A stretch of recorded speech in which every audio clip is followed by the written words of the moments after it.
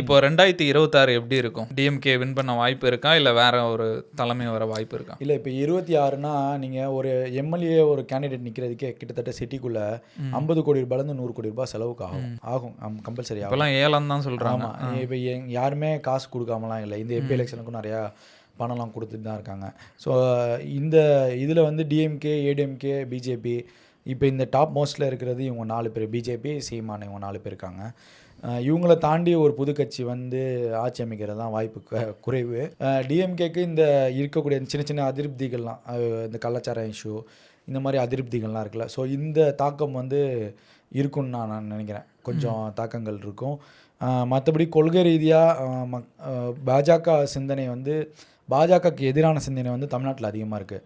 So அந்த சிந்தனைக்கு அடிப்படையிலையும் மோடி கவர்மெண்ட்டுக்கு அகெயின்ஸ்டாக வந்து மக்கள் மனநிலை இங்கே இருந்துச்சுன்னா மீண்டும் திமுக வெற்றி பெறதுக்கான வாய்ப்புகள் அதிகமாகவே இருக்குது.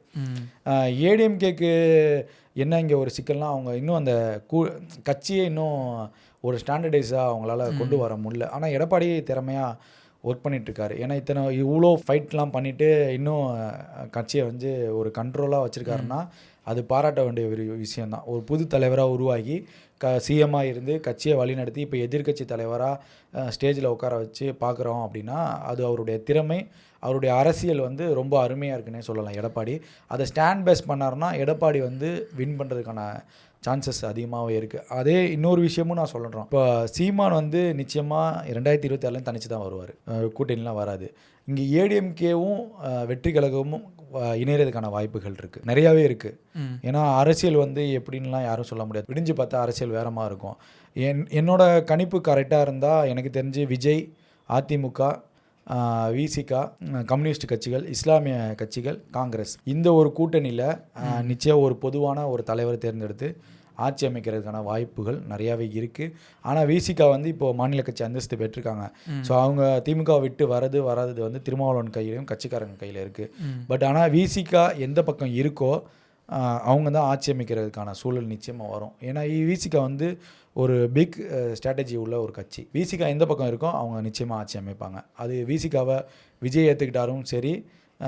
ஆனால் இங்கே நீங்கள் சொன்ன மாதிரி 8 வருஷமாக கட்சி நடத்துகிறவங்க அவங்கள தேடி தான் விஜய் போகணும். விஜய் தேடி இவங்களாம் வருவாங்களாம்? வரவே மாட்டாங்க, யாரும் வரமாட்டாங்க. விஜய் அவங்கள தேடி போகணும். அந்த முன்னேற்பாடுகளும் முன்னெச்சரிக்கையான நடவடிக்கைகளும் விஜய் எப்படி எடுக்கிறாருங்கிறத பொறுத்து தான் நம்ம இந்த 26 யார் ஜெயிக்கிறாருங்கிற முடிவு எடுக்க முடியும். ஆல்மோஸ்ட் இப்போ 24 மாநாடு வந்து விஜய்க்கு இந்த இயர் எண்ட்லேயே முடிஞ்சிடும். அக்டோபர் இல்லைனா நவம்பரில் தான் டிசைட் பண்ணியிருக்காங்க. ஸோ இந்த கேப் வரும். இப்போ மதுரையில் நடத்துனாங்கன்னா அடுத்த 1 மந்த்துக்கு அங்கே அந்த கேப்பில் தான் நடத்துவாங்க. கிட்டத்தட்ட அது ஒரு டிசம்பர் வரைக்கும் முடிஞ்சிடும். 25 நீங்கள் ஸ்டார்ட் அப்லாம் பார்த்தீங்கன்னா தமிழ்நாடு அரசியல் கிழமை ரொம்ப சூடு பிடிச்சோம். பிரேக்கிங் தான், எல்லா சேனல்லையும் பிரேக்கிங் வந்துகிட்டே இருக்கும். 25லேருந்து பிரேக்கிங் நியூஸ் நிறையாவே வரும்.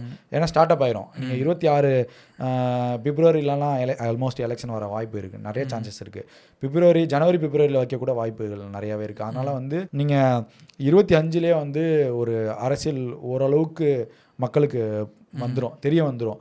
அப்போ விஜய் தான் வந்து நிறைய இறங்கி போகிற மாதிரி இருக்கும். நிறைய விஷயங்களை இறங்கி போகணும். எனக்கு தெரிஞ்சு எடப்பாடி, விஜய், விசிகா இந்த கூட்டணி வலுவாக வந்துச்சுன்னா நிச்சயமாக ஆட்சி அமைக்கிறதுக்கான வாய்ப்புகள் அதிமுகவுக்கு இருக்குது.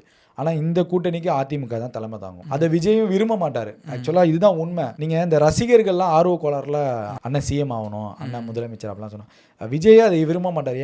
ஒரு சின்ன குழந்தைக்கு கூட தெரியும், நான் வந்து ஒரு புது கட்சி ஆனனும் முதலமைச்சர் ஆகணும் வாய்ப்பே கிடையாது. தனிச்சு நின்னாலும் எத்தனை சதவீதம் வாக்குகள் வாங்குறீங்கிற ஒரு கேள்வி வருது.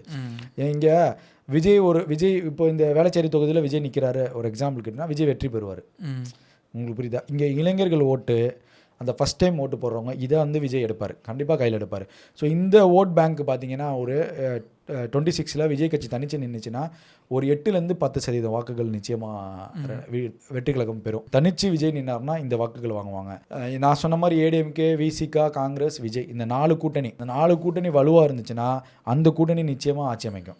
திமுக தோல்வி தான் வரும். இந்த 4 கூட்டணி வந்துச்சுன்னா நிச்சயமாக வாய்ப்புகள் இருக்குது. அப்போ வந்து விஜயோட ஓட் பேங்க் அதிகமாகும். இந்த 8 to 10 சொன்னல, இது இல்லாமல் விஜயோட கட்சியோட ஓட் பேங்க்கு கிட்டத்தட்ட 13லேருந்து 15 வரைக்கும் வரதுக்கான சான்சஸ் இருக்குது. அப்போயே மாநில கட்சி அந்தஸ்து வாங்கி தனிச்சின்னம் பெற்றுக்கலாம். இந்த மாதிரி சான்சஸ்லாம் நிறையாவே விஜய்க்கு இருக்குது. ஸோ ஆல்மோஸ்ட் அது இந்த மாதிரி தான் இருக்கும் கள நிலவரங்கள். இங்கே 3வது கட்சிக்கான ஒரு தொடக்கம் இருக்குல்ல, அது எல்லாமே அழிவை நோக்கி தான் போயிருக்கு. நம்ம தொடர்ந்து பார்க்கலாம். இந்த அழிக்கிறதுக்கான ஸ்ட்ராட்டஜி இருக்குல்ல, அது திராவிட கட்சிகள்ட்ட நிறையாவே இருக்குது. ஸோ இந்த நான் சொன்ன கூட்டணிகள் இருக்குல்ல, இது நடக்கலாம், நடக்காமலும் போகலாம், வராமலும் போகலாம், மாநாடு நடக்கலாம், நடக்காமலும் போகலாம். இந்த லாபி வந்து எப்போ உடையும்னு நம்ம சொல்லவே முடியாது. நாளைக்கே வந்து விஜய் நான் கட்சி நடத்தலைங்கிற அறிவிப்பு கூட வரலாம். அரசியல் அப்படி தான். நீங்கள் மூன்றாவது கட்சியை வளர விடாமல் தடுக்கிறது தான் இங்கே இருக்கக்கூடிய கட்சிகளோட அரசியல் ஸ்ட்ராட்டஜி. ஸோ இதெல்லாம் இருக்குது. ராகுலோட விஜயோட அரசியல் பேக்ரவுண்ட் யாருங்கிற விஷயங்கள்லாம் இருக்குது. ஸோ அதெல்லாம் நம்ம பார்க்கணும். இப்போ பிரசாந்த் கிஷோர்லாம் ஆதரவு தராரு அப்படி இப்படிலாம். பிரசாந்த் கிஷோர்கிட்ட பணம் கொடுத்து விஜய்னால் பண்ண முடியும்னா முடியாது. இருக்கிற சொத்தெல்லாம் விற்றாலும் விஜய்னால் வாய்ப்பு கிடையாது. ஸோ இந்த மணி விஷயங்கள்லாம் இருக்குது. ஸோ இந்த மாவட்ட தலைவர்களுக்கெல்லாம் பணம் இருக்குது. நாளைக்கு மாவட்ட தலைவர்களில் வந்து நான் சிஎம் ஆகணும்னா மாவட்ட தலைவர்கள்லாம் விட்டு கொடுக்கக்கூடிய சூழலில் இருக்கணும். அந்த மாதிரி விஷயங்கள்லாம் இருக்குது. இப்போ விஜய் நான் முதலமைச்சர் ஆகணும் அப்படின்னா நான் ஒரு மாவட்டத்தில்ப்பா உன்னால் ஒரு 100 கோடி ரூபாய் செலவு பண்ண முடியுமா விஜய் கேட்குறாரு. இல்லை, செலவு பண்ண முடியாது. அப்போ அங்கே திமுக அதிமுகலேருந்து அதிருப்தியாக இருந்தவன் எவனாவது வந்து ஒரு தொழிலதிபர் நிற்பான், ஒரு பெரிய பிஸ்னஸ்மேன், யாரோ ஒரு ஆள் நிற்பான். நான் வந்து நிற்கிறேன்னா நீ விட்டு கொடுத்து தான் ஆகணும். ஏன்னா நான் சிஎம் ஆகணும், நீ அதை விட்டு கொடுக்கணும். ஸோ அந்த இடத்துல அங்கே பிரச்சனை வரும். நான் இவ்வளோ வருஷமாக மாவட்ட தலைவராக இருந்தேன். ஸோ இதெல்லாம் வந்து சரி பண்ணக்கூடிய சூழல்லாம் இருக்குது. ஆனால் என்னோட கருத்து வந்து விஜயோட கருத்தாக தான் நான் பார்க்குறேன். எனக்கு தெரிஞ்சு விஜய்க்கே இந்த விஷயங்கள்லாம் நிச்சயமாக தெரியும். இவ்வளோ பிரச்சனைகள்லாம் இருக்குங்கிறது விஜய்க்கே தெரியும். ஆனால் 26 முடியாதுங்கிறதும் விஜய்க்கு தெரியும். எனக்கு தெரிஞ்சு 35 விஜய் முதலமைச்சர் ஆகிறதுக்கான வாய்ப்புகள் இருக்குது. அப்போ வந்து ஃபைட் வந்து தமிழ்நாடு பாலிடிக்ஸில் பிக்கஸ்ட் ஃபைட்டாக இருக்கும். உதயநிதி அந்த ஸ்டைல் வரும். உதயநிதி விஜய் அந்த பாண்டிங் வர்றதுக்கான வாய்ப்புகள் இருக்குது. மேபி அதுக்கு இடையில் இயற்கையான விஷயங்கள்லாம் இருக்குது. எது நடந்தாலும் மரணங்கள் எது நடந்தாலும் 30 நெருங்கும். அந்த ஃபைட் வந்து 30 நெருங்கும். ஆனால் 26 என்னோட கணிப்புப்படி விஜய் தனித்து நிற்கிறதுக்கான வாய்ப்புகள் 100% இருக்குது. தனித்து நின்று ஓட் பேங்க் எவ்வளோங்கிறத ஃபஸ்ட்டு ஸ்ட்ராட்டஜியாக பார்ப்பாங்க அவங்க. அதுக்கப்புறம் 30 அடுத்த கட்டத்துக்கு போவாங்க. 35 விஜய் கூட கூட்டணி வர்றதுக்கான கட்சிகள் நிறையா வரும். இதுதான் விஜயோட ஃபார்முலாவாக இருக்கும். என்னோட இது கரெக்டாக இருந்துச்சுன்னா விஜய் இதை தான் ஃபாலோ பண்ணுவார். ஏன்னா விஜய்க்கும் அது நல்லாவே தெரியும். இதுதான் என்னோட கருத்து.